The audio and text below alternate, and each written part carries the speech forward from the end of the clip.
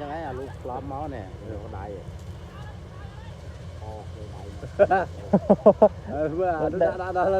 lên cái nia là lên cái nia là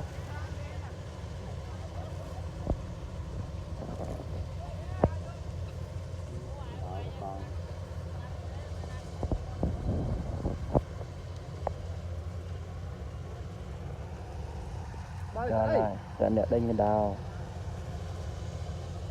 không được đánh cái đào con này đấy đi cái đó có ban phi bay mơn nữa đây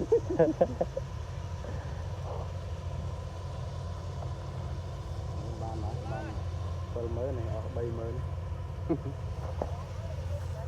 con chứ là do lôi cái phát ví dụ mình chỉ ngay đạp mới này ta con trai là chứ là ai muốn là ai phát cái này nó ban bay mới bay mơn